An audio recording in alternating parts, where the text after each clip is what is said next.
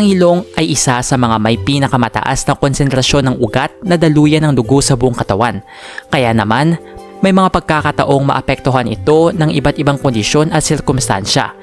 Hindi malayong makaranas ng pagdurugo ng ilong o balingoy-ngoy. Kung natin simulan ang video na ito, huwag kalimutan mag-subscribe sa aming channel para sa mga health and love advice at huwag kalimutan pindutin ang bell button para lagi maging updated sa aming mga bagong videos. Ang pagdurugo ng ilong o nose bleeding ay isang pangkaraniwang kondisyon na maaaring resulta ng sumusunod: pagsundot o pagkalikot ng marahas sa ilong, sobrang panunuyo ng hangin, iritasyon sa loob ng ilong, pagkakaroon ng karamdaman o kakulangan sa nutrisyon. Kung sakaling makaranas ng pagdurugo ng ilong, narito ang ilang mga tips na makatutulong. 1. Pisilin ang ilong at huminga sa bibig. Ang unang hakbang para mapigil ang pagdurugo ng ilong ay ang pagpisil sa dito at paghinga sa bibig. Ginagawa ito upang malagyan ng pressure ang sugat na pinagmumula ng pagdurugo. Kaiba sa paniniwala ng marami, walang maitutulong ang pagtingala ng ulo kung dumudugo ang ilong at maaaring magdulot lamang ito ng pag-ubo o pagpasok ng dugo sa looban.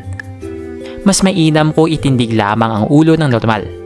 2. Lagyan ng yelo ang ilong.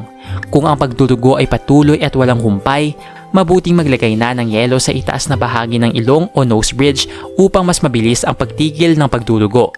Tandaan lamang na balutin muna ng tuwalya ang yelo upang hindi direktang nakadikit ang yelo sa balat. 3. Panatilihing kalmado ang bata. Madalas makaramdam ng panic ang mga bata na nakakaranas ng pagdurugo ng ilong, lalo na yung unang beses pa lang nakaranas nito. At ang resulta, sila ay umiiyak at natatakot. Walang maitutulong ang pag-iyak at takot. Bagkus, maaari lang nitong palalain ang kondisyon. Panatilihing kalmado ang mga bata kung makakaranas nito. 4. Iwasang suminga o kalikutin ng ilong. Hayaan lamang ang nagdurugong ilong at iwasan kalikutin o suminga upang mapalabas ang dugo. Mas lalo lamang lalala ang pagdurugo kung gagawin ang mga ito. 5. Lagyan ng petroleum jelly ang labas ng butas ng ilong.